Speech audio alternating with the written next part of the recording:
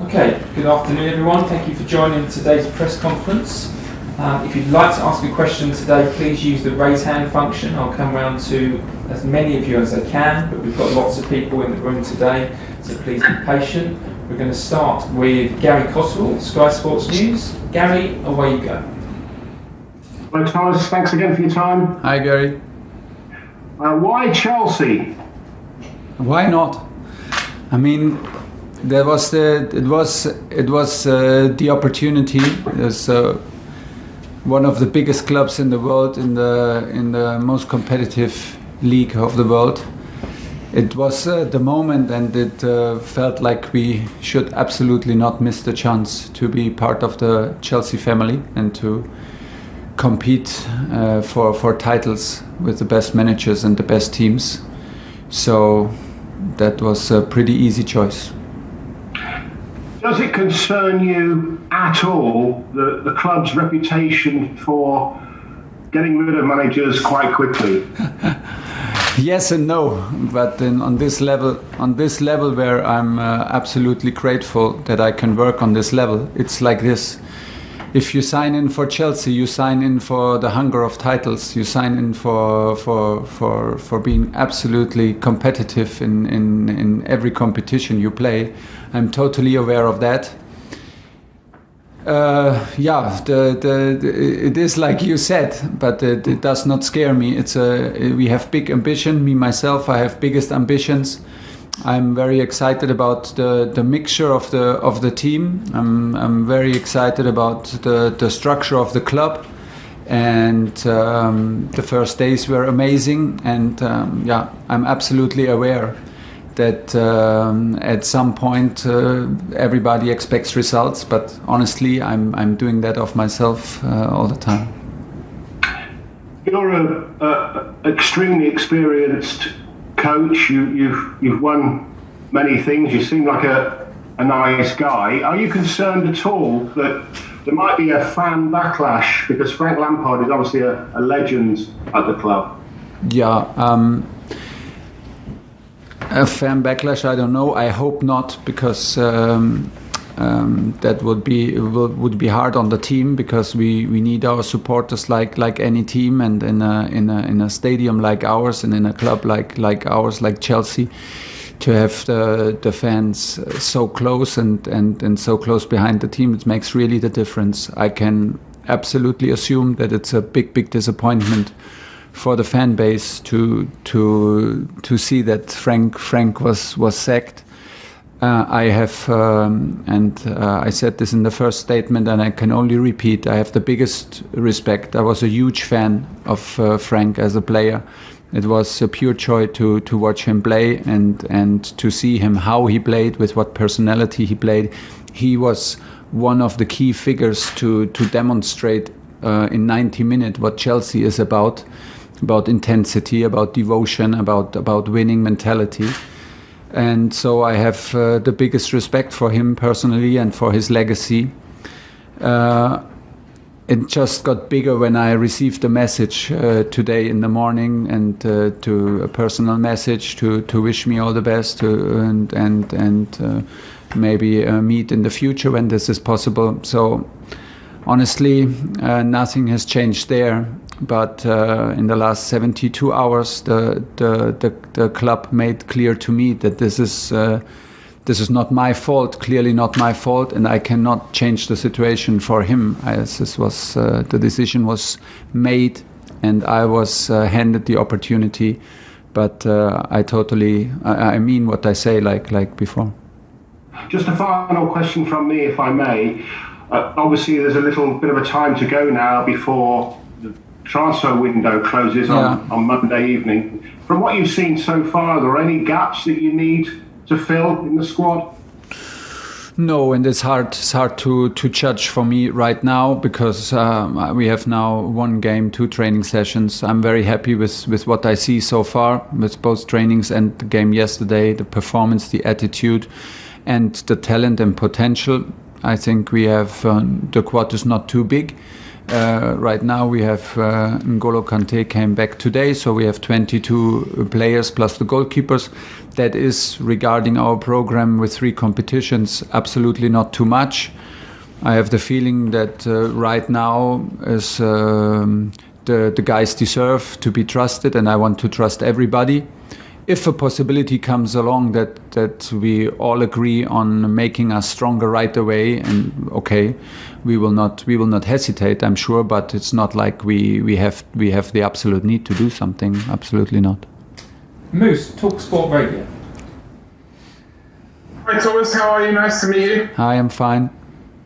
You're the 5th German manager to manage in the top 5. I look at some of the others. David Wagner was successful with what he did with Huddersfield. Yeah. Obviously, we've had Jurgen Klopp massively successful, Daniel Farke successful at Norwich. What for you is going to be success at Chelsea? Well, in the end, and the club makes this very clear, in the end at Chelsea it is about results. It is about results for us as managers. We always try to bring in performance, to bring in develop players, to improve players, to increase their value, like also as seen as strong performances.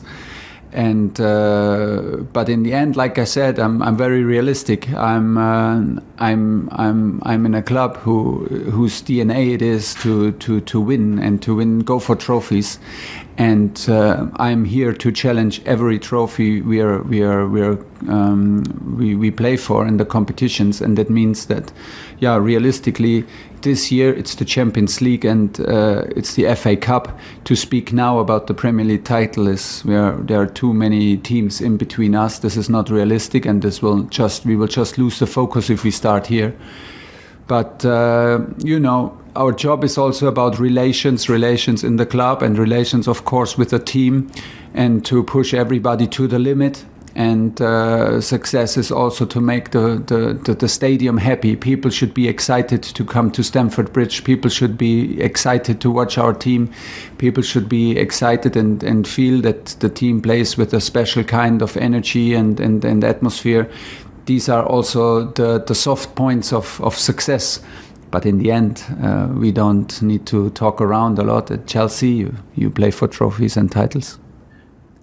Do you think it's coincidence that you're German and that Chelsea need to get the best out of Timo Werner and Kai Havertz, or am I being very cynical if I sit here and say that's one of the reasons why you were chosen, because Christian Pulisic, but mainly those two?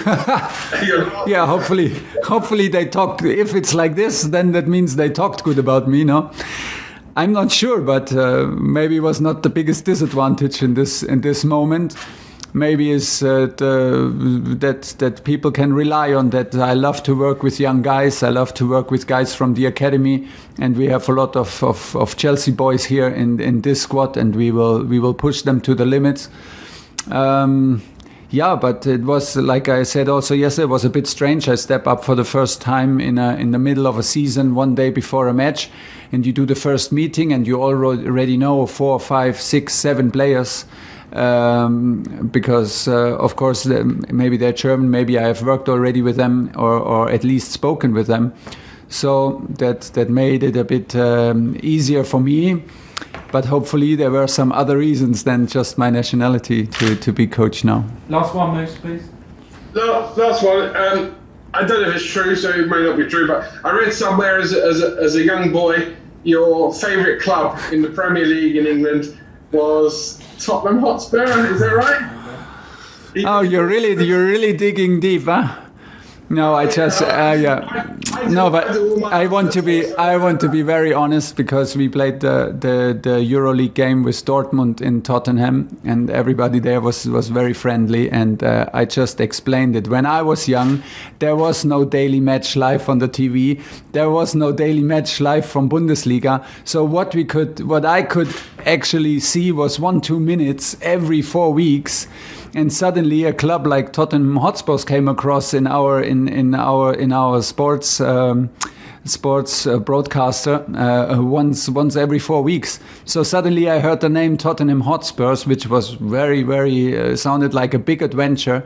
and gave me a big advantage on playing with my friends, because they had no idea where that club was. So, and I talked about that story, and I was young and needed the money. No, but I was young, but that was one of my first experiences. I did not even know that it's a club from London.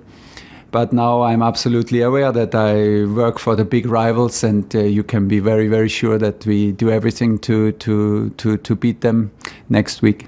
John Southall. Hi Thomas, John here from the BBC. Nice to meet you.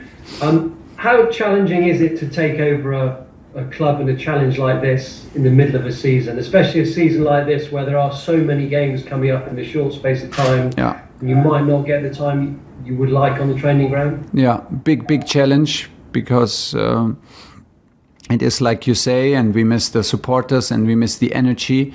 But it's not only the supporters that we miss. We miss also, for me, it's crucial to create a certain a special atmosphere and a bond on a daily basis here at Cobham Training Ground in the dressing room. But due to the COVID situation, we have a social distancing rule here. So at the moment we're using three changing rooms for our team. We cannot be in the gym or everybody together at the same time. We have to, and for me we cannot do the biggest celebrations in training when we do a 6 against 6, and all these little details that you maybe normally don't talk about and don't think about, they make the difference. Like also they can make the difference to create a certain bond and a certain glue between the players, and to create an atmosphere that you step into a dressing room and that you can really feel it, and they are choking with each other and they bond with each other and they are like arguing with each other. That does simply not exist. And at the same time, of course, the biggest impact are the empty stadiums. And then, like you said, everybody is like, it affects everybody also on a personal level. So some players are a bit more scared than the others, more worried about parents, about grandparents. This is a huge thing to deal. And and we deal on this now and step up in the middle of a season. Yeah, but at the same time, like I said, there was no time to overthink it, and maybe that was good. And the outview on to be part of this adventure was too positive, and I was too hungry to hesitate. But it's a big challenge for sure. One more, please, John. I think I'm right in saying that you know Pep Guardiola reasonably well. Have you spoken to him at all about the Premier League, about the challenges that might throw up? Because I think of all the leagues in Europe, this is the one where everybody seems to be able to beat each other. We saw last night with Manchester United. Yeah, absolutely. I spoke with Pep a lot since he works here. I followed, of course, the Premier League very, very closely from Germany and from France. This is absolutely clear, because this is the benchmark of leagues. We could see yesterday on a physical level, on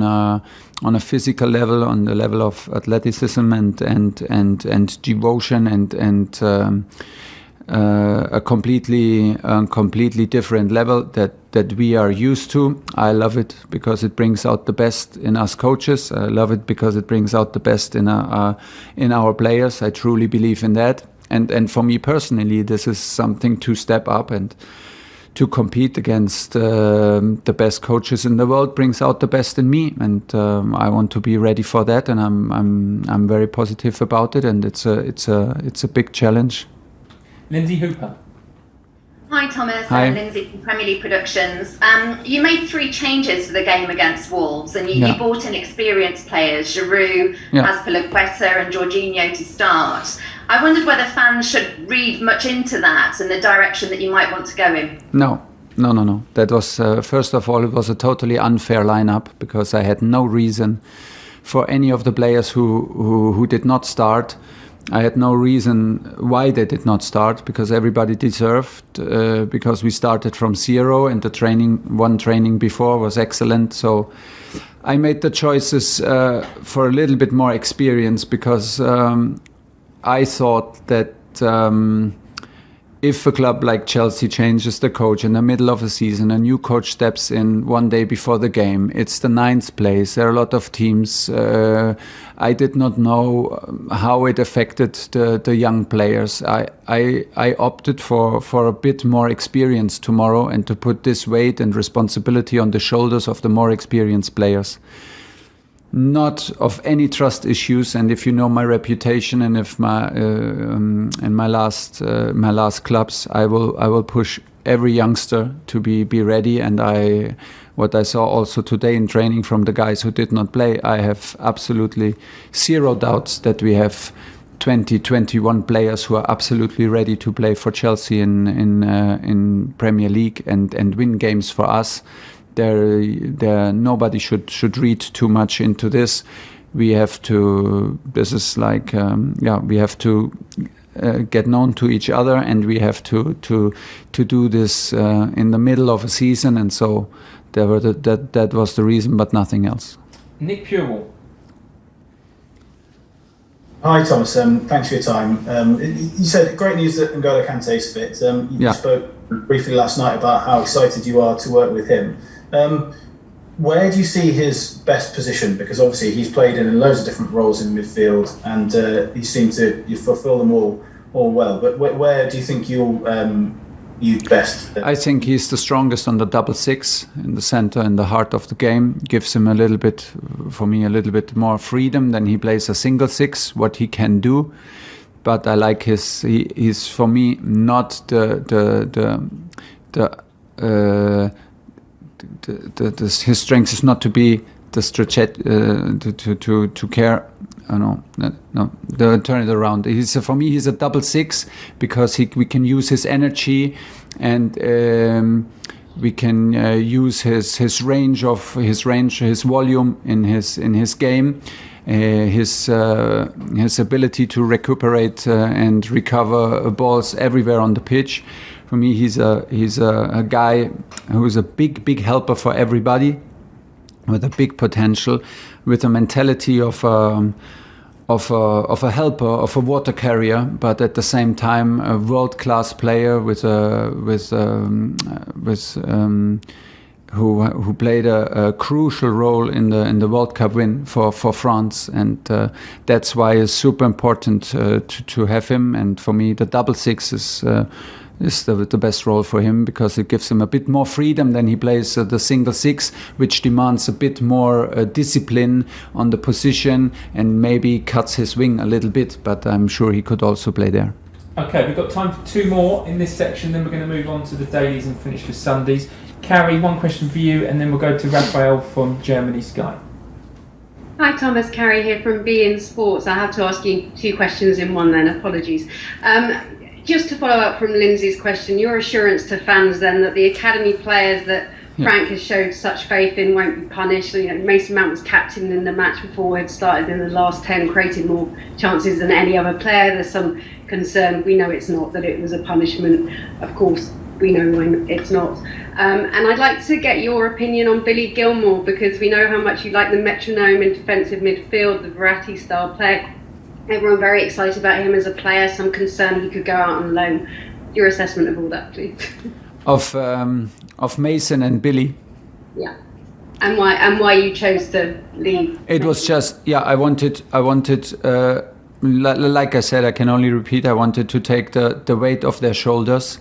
Of course, when I told them they're absolutely sure they can handle the weight, okay, I have no trust issues, but I wanted to give the responsibility in this special moment to a bit more experienced players and have them in hand to be have them in hand to have strong guys also from the bench.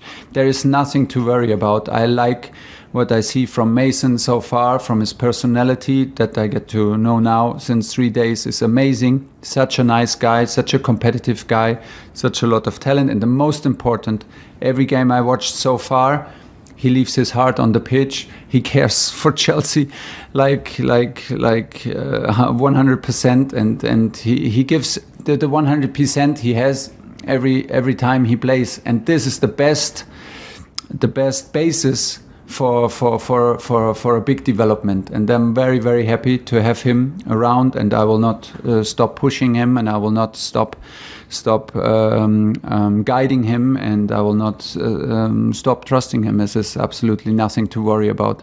For Billy, the same in a different personal moment for him, because he didn't play the biggest role like Mason did in the last week. So maybe the decision yesterday for Mason was the toughest, and we spoke about this in person.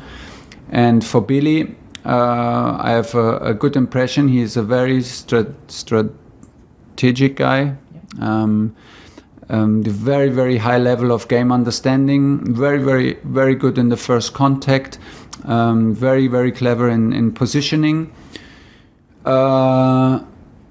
We see if he has the physical level on highest or if he can compete in the center of the field in the most physical league in the world.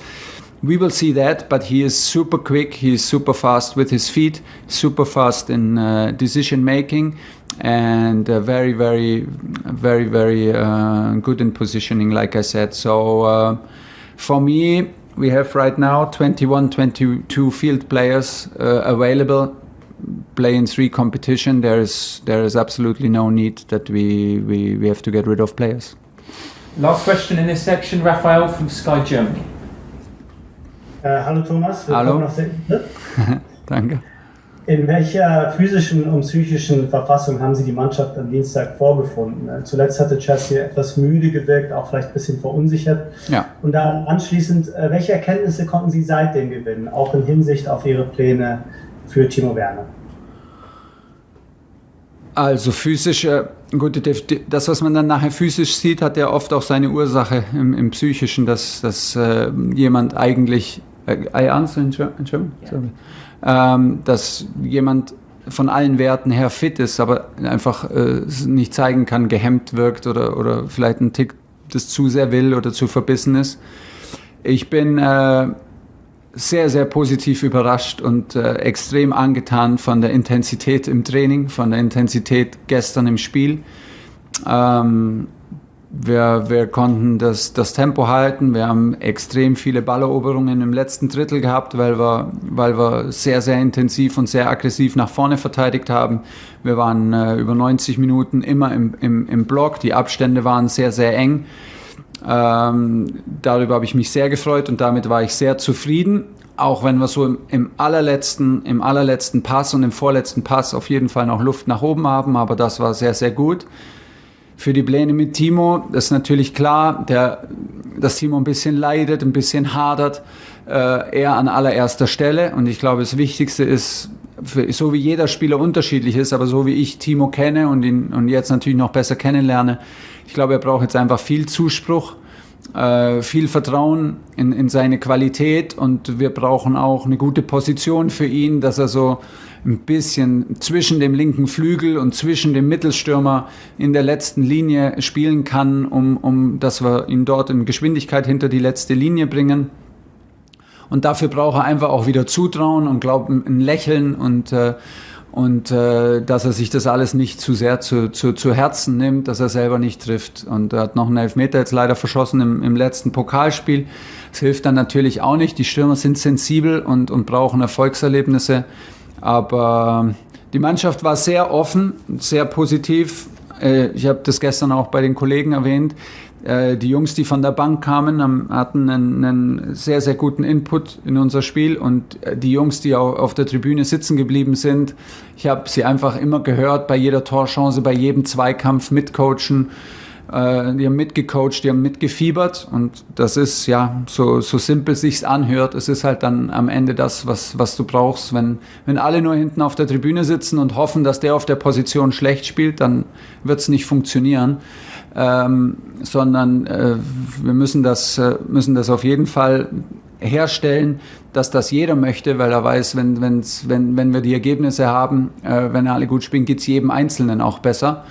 Aber das machst du normal, sind wir gewohnt, auch auf einer täglichen Basis und wie wir miteinander umgehen und wie wir miteinander trainieren, herzustellen. Aber es ist alles sehr, sehr schwer, weil wir gerade in drei Umkleidekabinen uns umziehen. Im Stadion sind wir in 3 Umkleidekabinen. So das, was du eigentlich möchtest und zumal der Klebstoff entsteht, das hast du alles nicht. Und dann am Ende gehst du noch in ein leeres Stadion. So deshalb ist alles ein bisschen erschwert, aber am Ende kein Problem, weil wir sind auf dem Platz zusammen und das macht extrem viel Spaß bisher. Okay, that's the end of the broadcast section.